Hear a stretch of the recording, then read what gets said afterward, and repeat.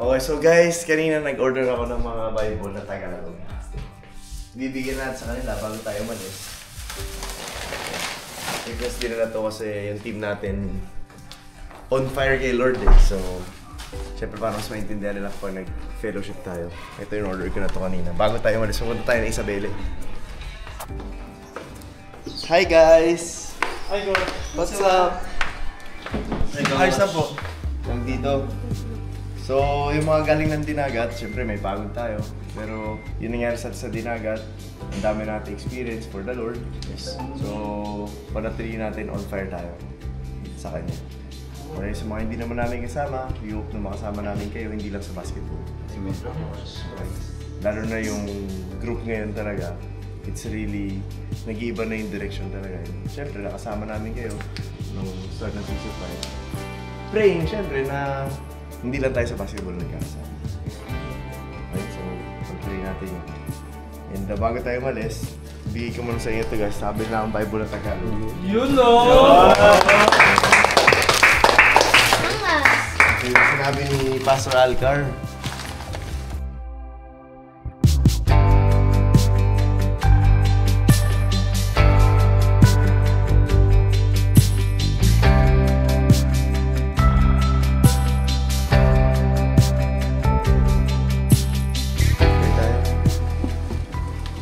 Lord, nagpapasalamat ako sa pamilya na to. Lord, this family is very special, Lord. Kasi galing sa inyo to eh. Hinanap, me personally, Lord, hinanap ko to sa maraming pagkakataon, sa maraming tao, sa maraming bagay. Pero Lord, iba talaga pag galing sa inyo, Lord. Hindi laging walang problema, Lord. Minsan, nakakaramdam ng ayaw na. Minsan nakakaramdam ng bakit pa, minsan nakakaramdam ng pagod, minsan napapatanong. Pero Lord, Ikaw rin yung umaayos ng puso ng bawat isa. All we have to do is just to believe, focus on you and sumunod sa inyo, Lord. And maraming salamat sa regalo mong Bible na Tagalog sa bawat isa, Lord. Maraming salamat, Lord, na yung pagiging on fire ng bawat isa, Lord, sinusuportahan mo lalo para lalong mag-ingat, Lord, sa salita mo, Lord.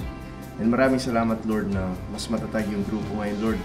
Hindi dahil magaling kami, hindi dahil mahal namin yung isa't isa, Lord, pero dahil ginawa mo kami ganito. And Lord, patuloy ka namin gagawin sa sentro ng grupo na to, Lord. And asking for guidance, Lord, ingatan niyo kami. Protection, Lord, sa pagpunta namin sa Isabela, Lord. Hindi pa fully recovered, galing ng Mindanao. Pero, Lord, utos mo to eh. Alam kong kayo rin yung magsusustain, magbibigay ng lakas at hindi magpapabaya sa amin, Lord, habang nandun din, Lord. Habang nandun, gusto makuwi, Lord, praying, Lord, na magampanan namin yung mission namin at maitaas namin yung pangalan mo, Lord, sa lahat ng lugar na pupuntahan namin. At alam mo, bibigyan mo rin kami ng maayos na pahinga, recovery, Lord, sa lahat ng pagod dito mga nakaraang linggo. And yung mga araw, Lord, na makakauwi kami sa kanila ng mga pamilya, Lord, I know that you will do something dun sa mga araw na yun, Lord, sa family ng bawat isa, Lord. I know that there will be transformation, Lord, pagbabago. Hindi lang inspiration and motivation, yung pagbabago, Lord. Pagbabago ng kung paano namin tignan yung buhay, Lord, na ikaw yung nauuna. Lord, maraming salamat po, Lord. Hindi lahat ng tao may ganitong pagkakataon, Lord. Hindi lahat ng tao, Lord, nagkakaroon ng pagkakataon na makilala ka, Lord. Pero Lord, ikaw nagpakilala ka sa amin, Lord, sa paraang napakaganda. Yun lang po, Lord. Nagpapasalamat talaga kami sa inyo, Lord, for your goodness, Lord. Ingatan niyo po kami, Lord, sa pag-alis namin dito, Lord. And yung mga wala dito, Lord, like sila Pastor Alca, sila Kuya Rod, sila Dadlari, yung mga wala dito, Father, sila Labid, na may mga kinakailangan ayusin, Lord. Alam namin na meron ka rin ginagawa sa kanila, Lord. Lord, maraming salamat, Lord. Sa gabi na to, Lord, ingatan niyo po yung magdadrive. Lord, habang nandun kami, isa makauwi kami, Lord. Sa iyo lahat ng papuri, Lord. We honor you, we praise you, we glorify you, Lord. In Jesus' name we say, Amen! Let's go. 1, 2, 3. Blessing is eternal name out loud, Jesus!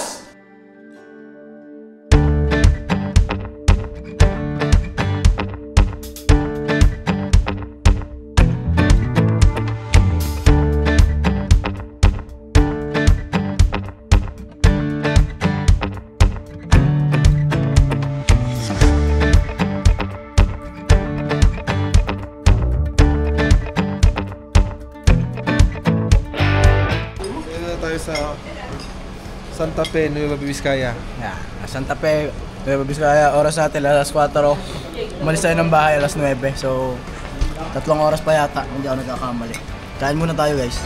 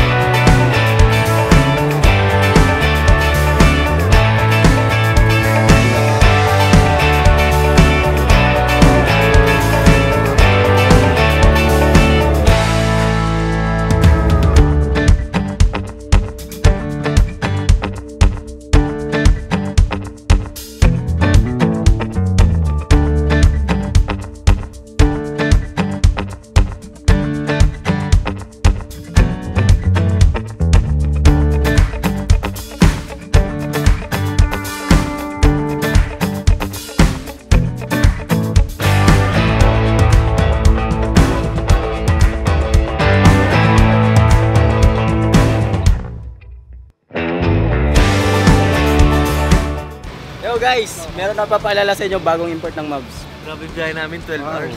Kaya nga. Pagod na pagod. 12 hours, nagsi-manual kasi. Kaya pala, medyo makahatak. Pang. Labas ka sa coach. Kain ka muna. Kumain ka mga rin. Sa pahinga.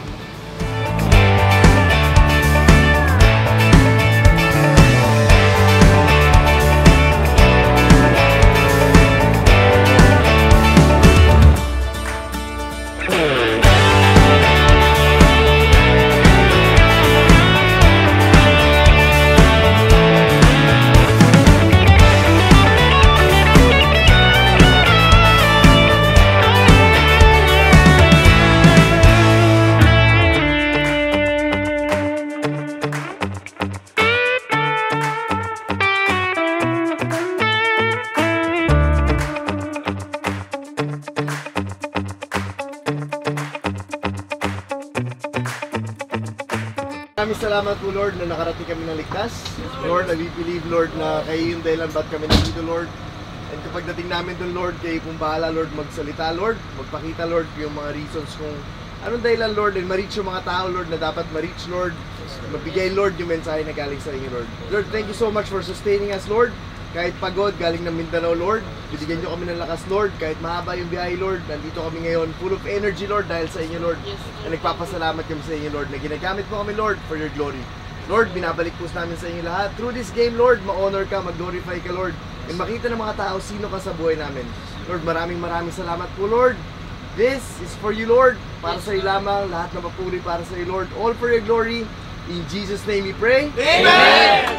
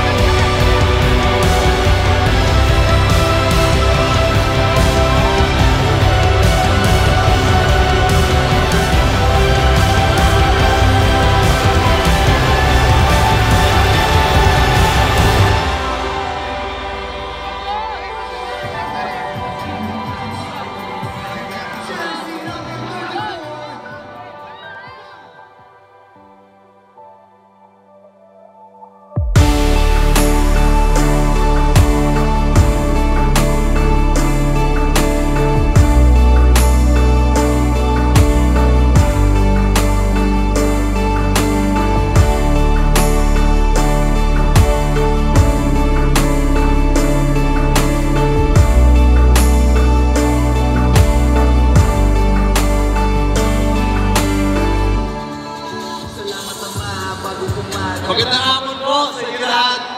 Maraming salamat po. Kahapon po, kakauwi lang namin galing ng Mindanao dapat. Nandito kami noong July 25. Kaya nakatunod beses po nakasunod namin dahil sa pag-uwi. Kaya nakagawa din po kami na uwi. And kahit pa paano, narating kami kasi, kaya wala kami na Lord. Dahil ulo ko sa lahat, this is not possible kung hindi kami nagkakaroon.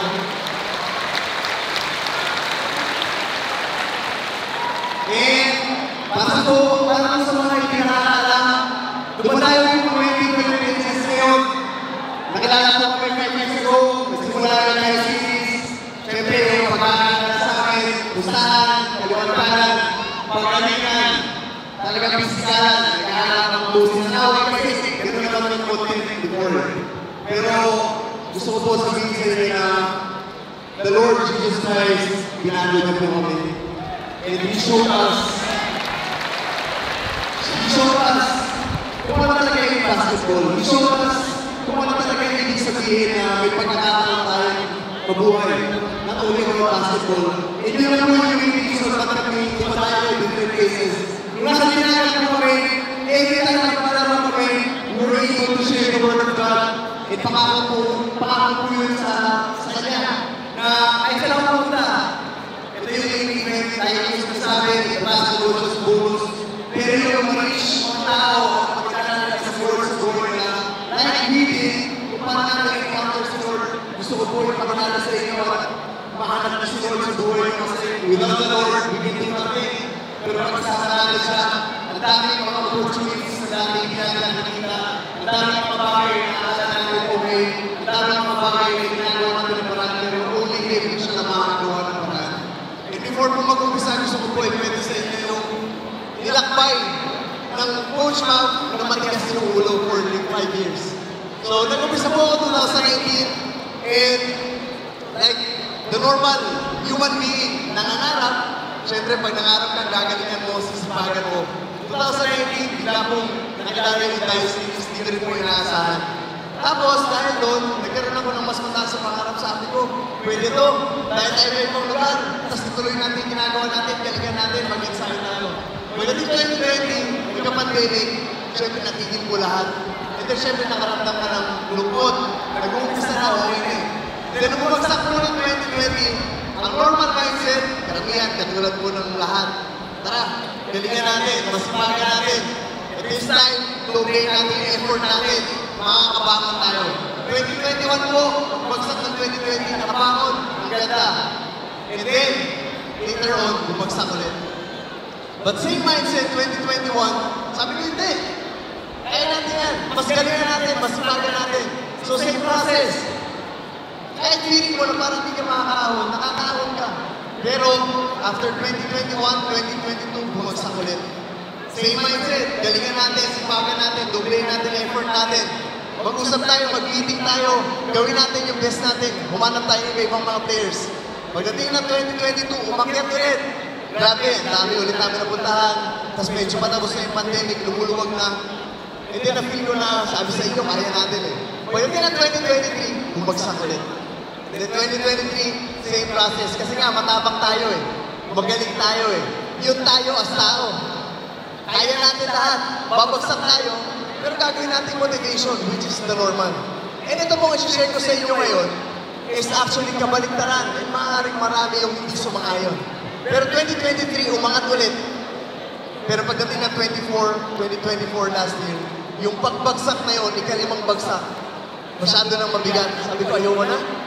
Tapos na to, umayaw na po ako last year. Sabi ko, tapos na to, ayaw mo na tumayo, ayaw mo na mag-vlog. And then I started to get to know Jesus sa buhay ko. Sabi ko, Lord, ginawa ko lahat ng kaya ko. Nakilala ko lahat na akala kong kailangan ko. Nag-usap kami, nag-meeting kami, minsan inaabot ng 5-6 na oras para lang pag-usapan anong plano natin.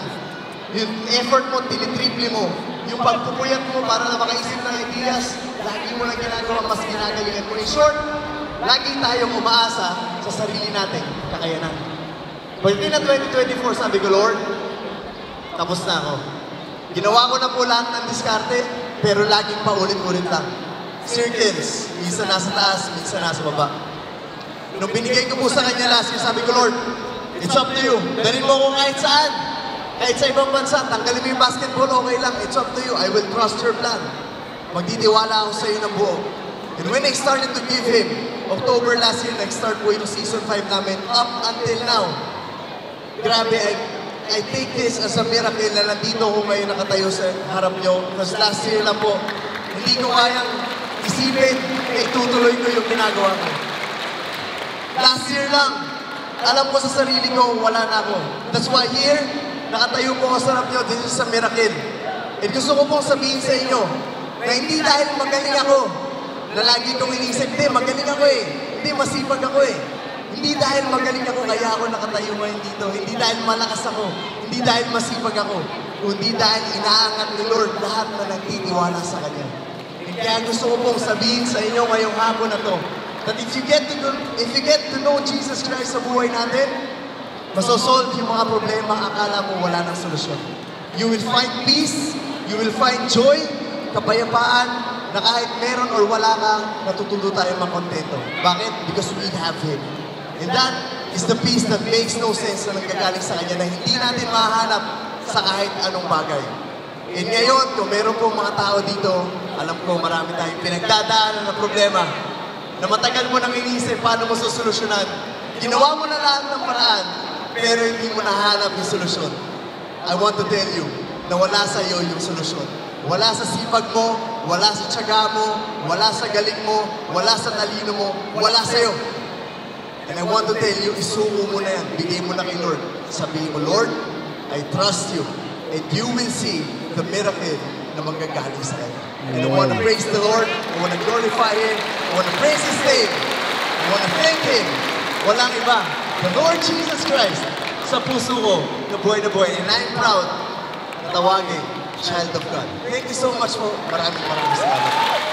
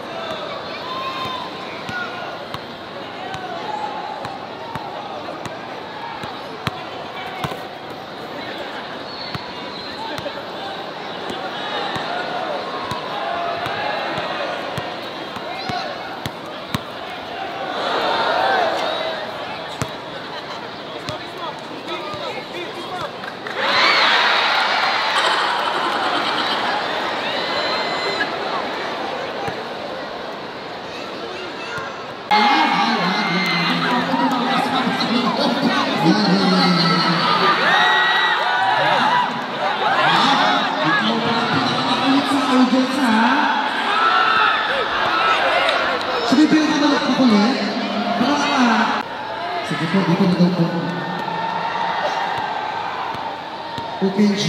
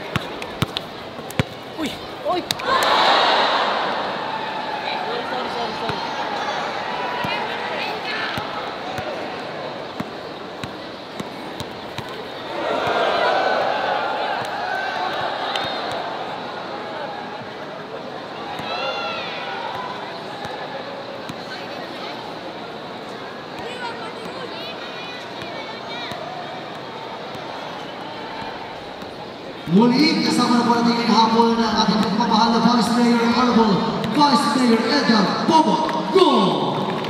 Good afternoon po.